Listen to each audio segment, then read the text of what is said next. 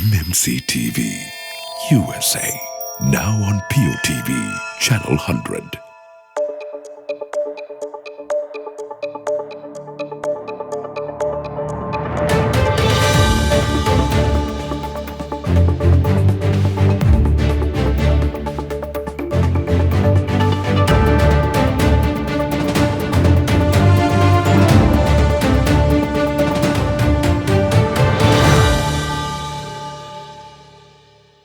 Well, hello there once again and welcome to MMC World Roundup, bringing you news from Sri Lanka and across the globe. Let's take a look at your top stories first.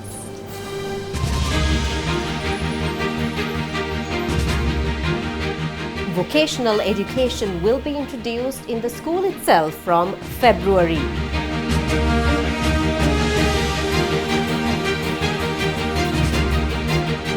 All country passports to Sri Lankan nationals resettled in Tamil Nadu. Sri Lanka to maintain inflation at the targeted level of 5% over the medium term. MMCTV of Los Angeles Buddhist Vihara sustains a 24/7 transmission covering all over the world.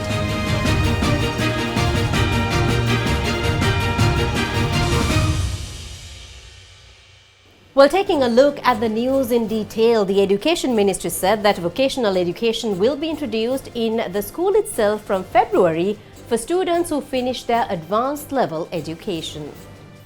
The Education Ministry said that a program with practical training and theoretical knowledge on vocational education with IT and the English language will be provided from February to school students who are completing their school education this year.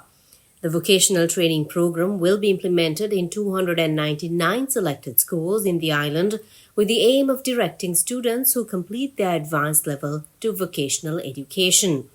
Students appearing for the advanced level examination in January 2024 can register for this program before February 9th, 2024. More information in this regard can be obtained from the Skills Development Officers of the Divisional Secretariat.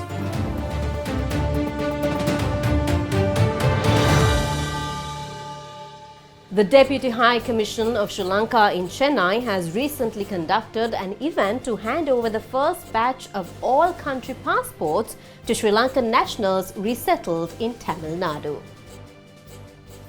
The government of Sri Lanka has so far been issuing a travel document called Refugee Repatriation Passport for the segment of Sri Lankans for the purpose of only returning to Sri Lanka considering their irregular stay in India. The Sri Lanka Deputy High Commissioner in Chennai made a proposal to the government of Sri Lanka taking into account the volume of requests received from these Sri Lankans to issue all country passports, enabling them to travel to other countries for higher education, employment opportunities and family reunification, etc., the Deputy High Commission said in a statement. So far, over 3,500 applicants have shown interest to apply for the passports under this scheme and 900 applicants have already applied for passports. Significance of this initiative is that for the first time, the government of Sri Lanka under this initiative has considered issuing passports to the children born in India to Sri Lankan parents if they have met the necessary requirements, the statement revealed.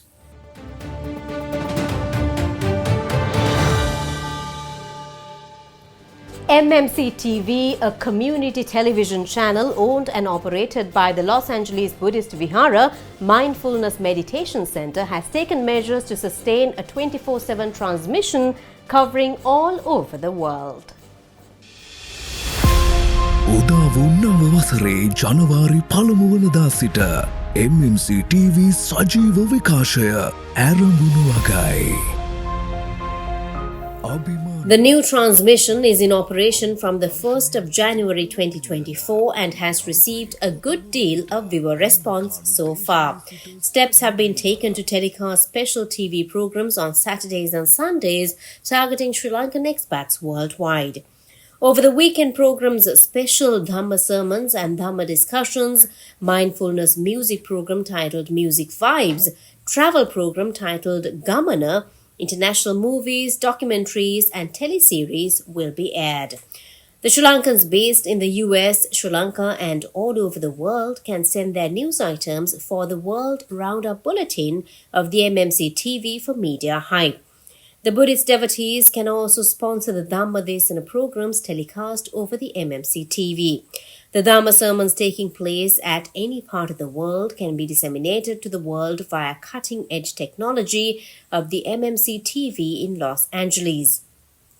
The hotline of 1-626-7318105 can be used to get connected with the MMC TV.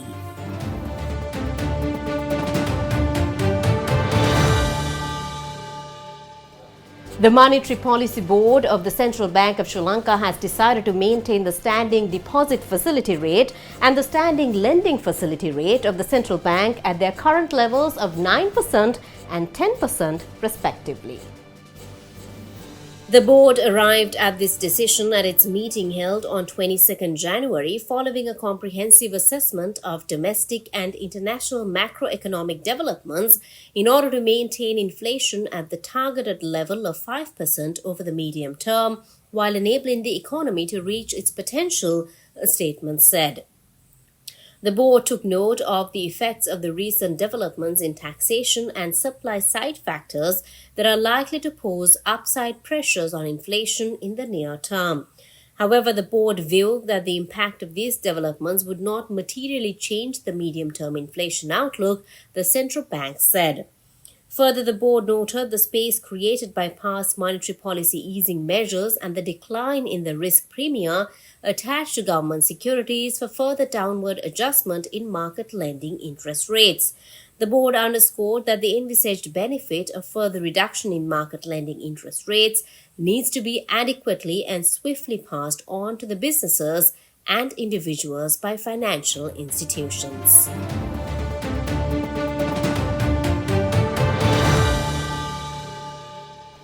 An index of consumer sentiment run by the Institute for Health Policy and Independent Research Institute in Sri Lanka increased 4 points to 21 points in December 2023.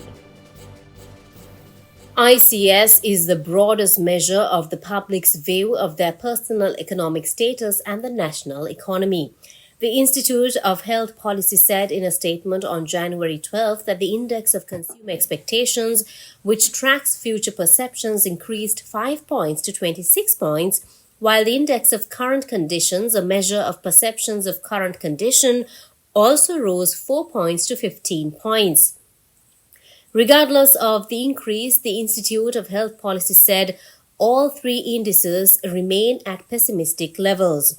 These measures are part of a series of consumer confidence indices generated from the IHP's Sri Lanka Opinion Tracker Survey, which it also uses to run its political voting intent and candidate favorability polls. All IHP slots consumer confidence indices range from 0 to a potential maximum of 100, with levels below 50 indicating net pessimism.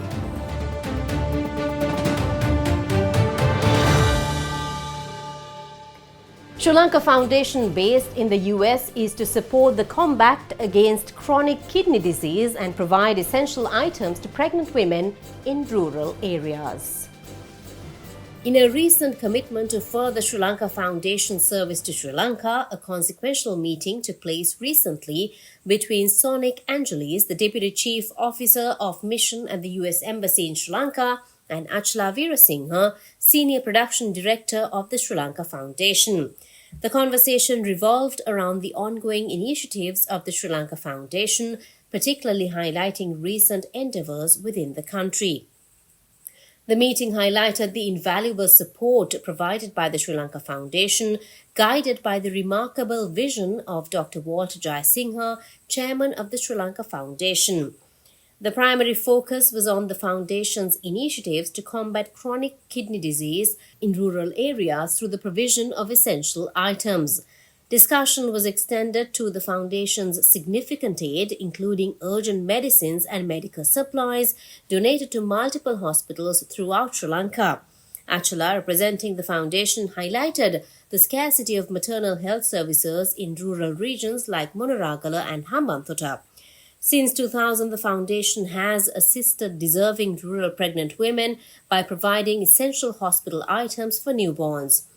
With an annual goal of distributing 10,000 essential baskets island-wide, approximately 150 eligible pregnant women per area receive support, aided by midwives in impoverished zones. Looking ahead, on behalf of Sri Lanka Foundation, Achala is excited to announce upcoming events aimed at bridging American and Sri Lankan cultures in the coming year.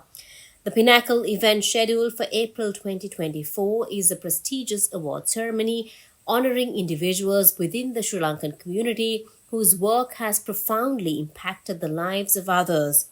Finally, Achala has extended Sri Lanka Foundation gratitude to all contributors and stakeholders and the U.S. Embassy in Sri Lanka for their unwavering support in our mission to uplift and empower communities in Sri Lanka as together we strive to create a brighter future for all.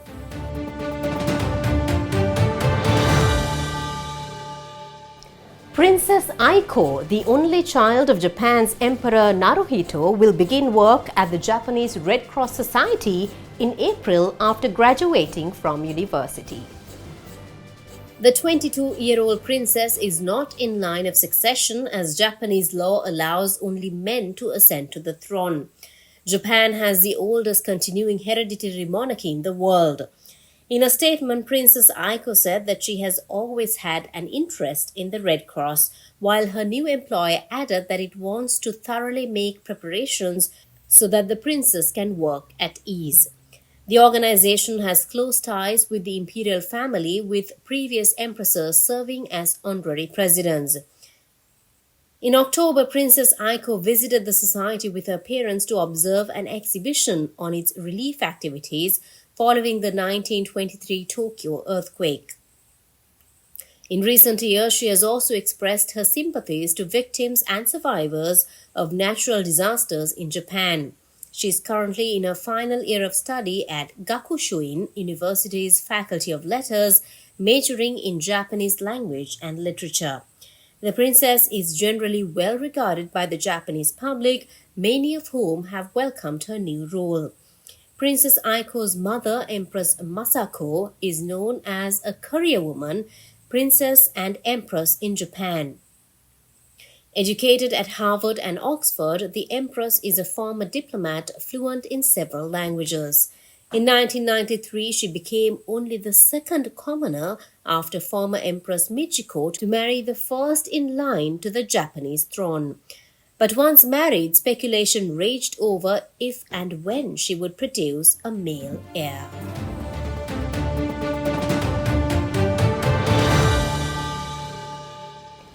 Australia's former Prime Minister Scott Morrison has announced he will quit Parliament to join the private sector. Mr. Morrison, a Conservative who was first elected in 2007, was the country's leader from 2018 to 2022. He oversaw Australia's pandemic response, the AUKUS Defence Pact, and was embroiled in a historic scandal for secretly appointing himself to several ministerial positions while Prime Minister. In a statement, Mr. Morrison, 55, said he would now take on strategic advisory roles across Asia to focus on security matters in the Indo-Pacific.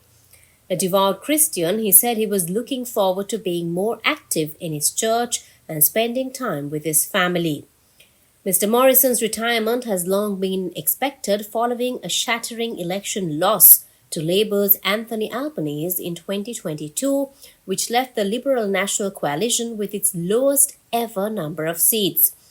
Australia's reputation as a climate laggard was a major factor in his government's demise, with voters favouring candidates committed to more ambitious emission cuts. Mr. Morrison's initial response to COVID, which included border closures, lockdowns and test and trace protocols, is credited with helping to contain early outbreaks, although a delayed vaccine rollout later drew criticism.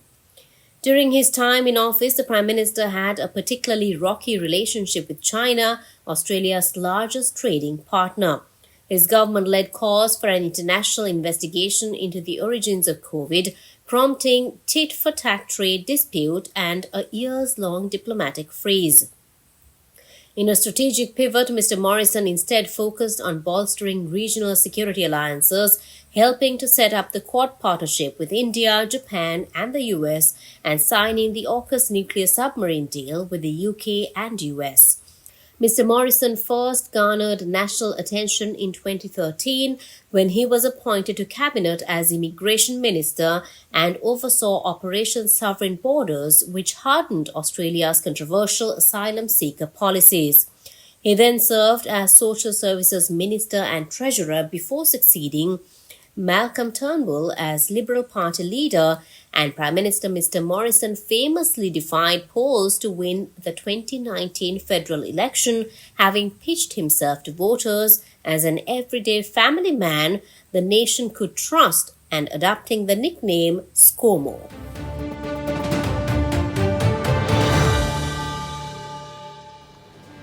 A major US airline has said it expects to lose money in the 3 months between January and March due to the grounding of Boeing 737 MAX 9 jets. The US Federal Aviation Administration grounded 171 of them after an unused door broke away mid-flight. United Airlines has 79 of the aircrafts in its fleet, more than any other carrier, followed by Alaska Airlines. Both airlines have been forced to cancel hundreds of flights this month as inspections are carried out. United has said it expects the planes to remain grounded until the 26th of January, and its forecast assumes it won't be able to fly them at all this month. The Alaska Airlines flight from Portland, Oregon to Ontario, California had reached 4,876 meters when it began its emergency descent, according to flight tracking data, after the unused emergency exit door blew out. On Sunday, the FAA said another older 737-900ER model should also be inspected as they use the same door design. United has 136 of these jets in its fleet. The 737-900ER models have carried out 11 million hours of operations without similar incidents to the newer 737 MAX 9s.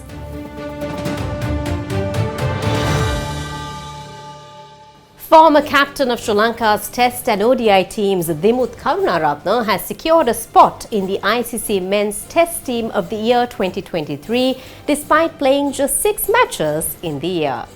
Meanwhile, the ICC World Test Championship 2021-2023 finalists Australia and India have dominated the ICC Men's Test Team of the Year 2023. Despite playing just 6 matches in the year, Sri Lanka captain Dimuth Karunaratne secures a spot in the team with memorable outings throughout 2023 in tests, having amassed 608 runs at an average of 60.8. Karunaratne led by example in the away series in New Zealand with 350s in 4 innings, amassing 207 runs, the most by a Sri Lankan batter on the tour. The skipper scored a century in each match against Ireland as Sri Lanka completed a dominant 2-0 whitewash, winning both matches by an innings. Karunaratne's struggles against Pakistan underscored his crucial role within the team as Sri Lanka lost 2-0 at home.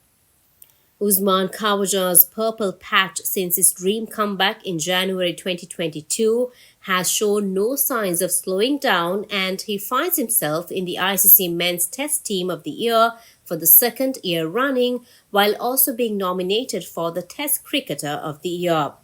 The Aussie opener was the only batter in 2023 to score more than 1,000 runs in tests, aggregating 1,210 runs in 13 matches at an average of 52.60, which included 6 centuries and 6 50s.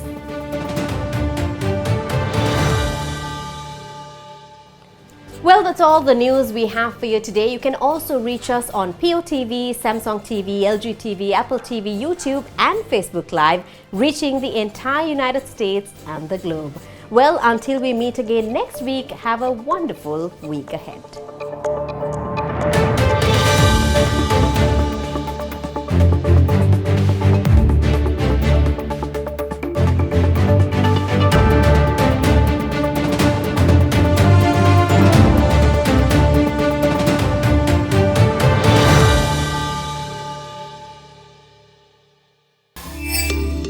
To catch the full program and more, subscribe to MMC TV USA on YouTube.